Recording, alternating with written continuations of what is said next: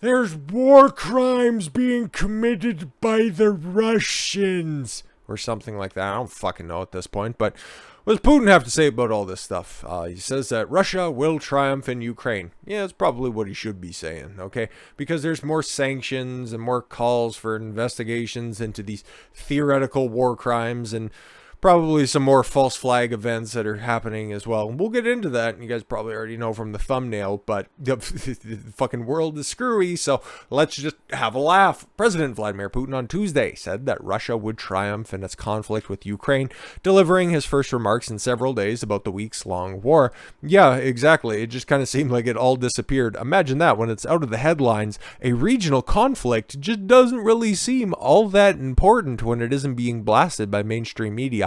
Fucking weird how that happens. That blitzkrieg on which our foes were counting on did not work. Putin claimed the West crippling sanctions. Crippling sanctions? Yeah, have you seen the ruble rebound? Have you seen the people within the borders of Russia? You know, at least the sensible ones, not the TikTok kids just not knowing a difference between regular life. But it's hard to buy a Mercedes-Benz right now in Moscow. I was like, okay, cool. The West's crippling sanctions imposed after Putin's February 24th order to invade the country. No, it's a strategic military exercise or some shit. Whatever fancy way he wants to call it. He declared war on Ukraine, let's be fucking fair.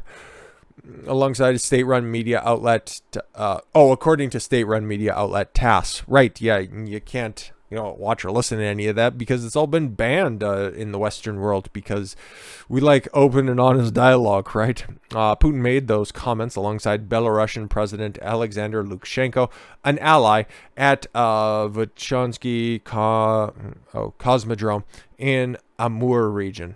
All right, cool. Those are words. Those are Slavic Russian words that are great. Russia's economy is on track to contract by more than 10% in 2022, the biggest fall in gross domestic product since the year following the 1991 fall of the Soviet Union. Former finance minister Alexei Kurdin said on Tuesday. How the fuck does he know?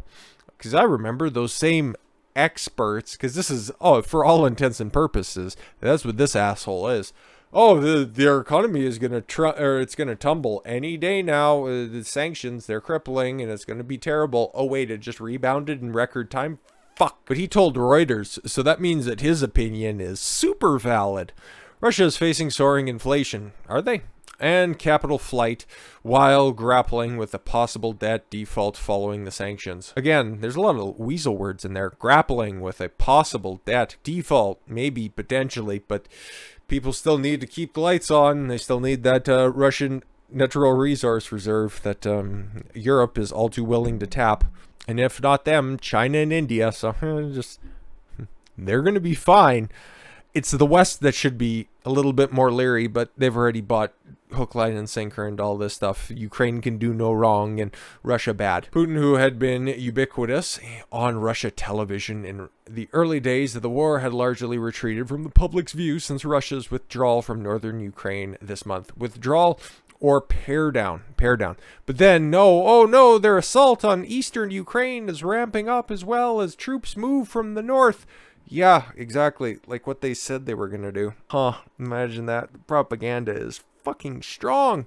Russian leader, despite setbacks. What setbacks? Claimed the operation in Ukraine is going according to plan. You say tomato, I say tomato, and then I also say you're full of shit.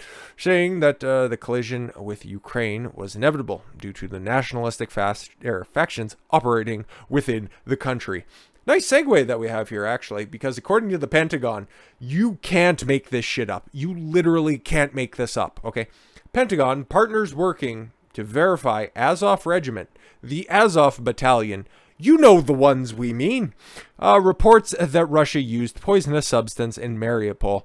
Remember all of that talk about bioweapons and Russia was going to take them from those labs that definitely aren't bioweapon labs and they were going to do a false flag attempt.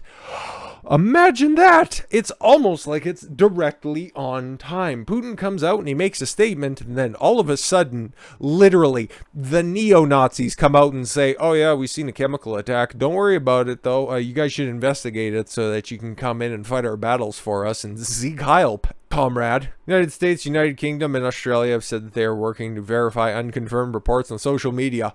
Oh! God, those are big countries, you know. Okay, that's the, what, USOC or OXU cocksuckers.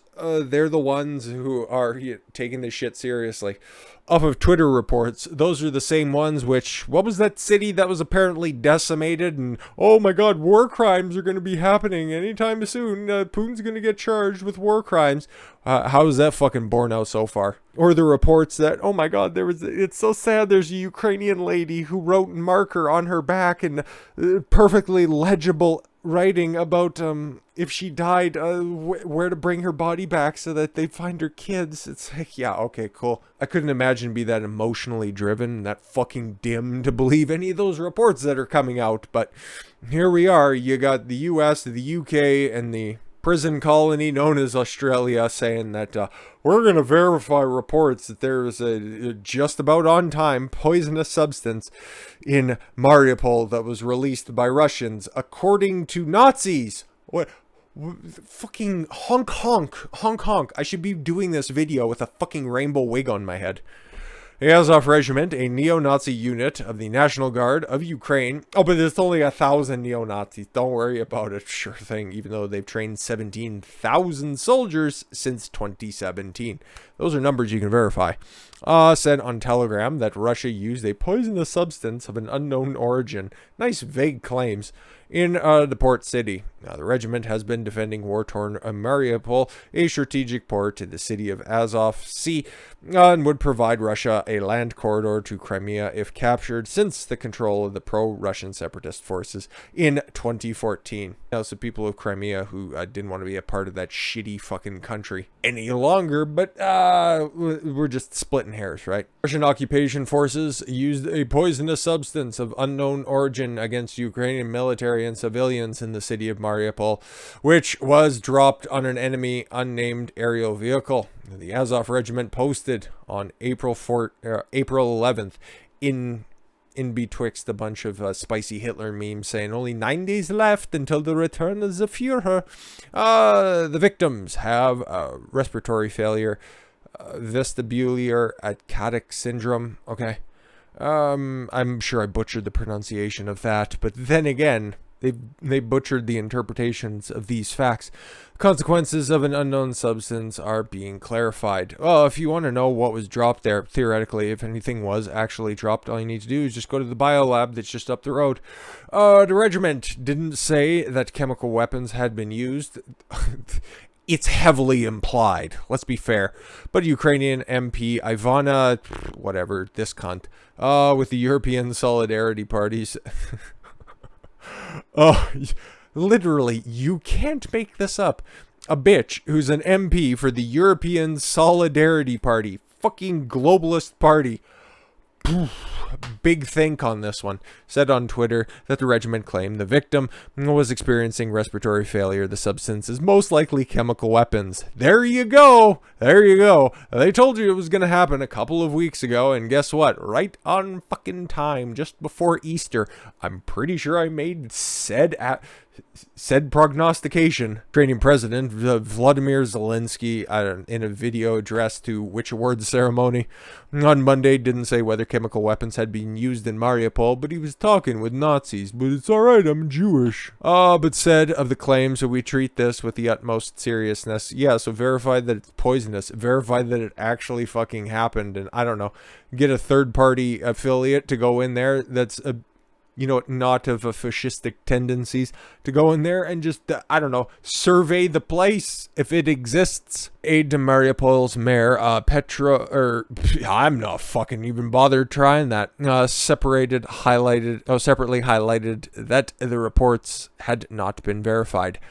Very good, but don't worry, here comes the white knights riding in from the west. And the U.S. media, the Pentagon, said was aware of the reports. We cannot confirm at this time and will continue to monitor the situation closely, he said, the fucking feckless John Kirby, in a statement to outlets CNBC and Axios. Yeah, he goes to all sides of this political spectrum. These reports, if true, troubling if true, thanks. The UK and Australia also said that they were looking into it. UK Foreign Secretary Liz Truss, who has a very acrobatic understanding of the English language, if you've been following what she's been saying, said that officials are working urgently with partners to verify details. That's nice. Australia's Foreign Minister, Maurice Payne. Why are they all women? Oh, I'm sorry, John. Said of the reports that, if confirmed, yes, big if confirmed, we know, would further wholesale breach of international law. Again, you're going to just continue to fabricate war crimes until they happen. Listen, the only one that I've seen commit war crimes are those Russian soldiers that were captured and tortured. And what has happened with that? Oh, no mainstream media outlets want to talk about that, but no. We'll take the secondhand word of the unverified accounts of a poisonous substance being released by literal Nazis. Honk, honk, baby, honk, honk. With all that said, thank you all very much for the gift of your time. I've been Don Consuelo. Why don't you follow your gut and get after it. Take care, everyone.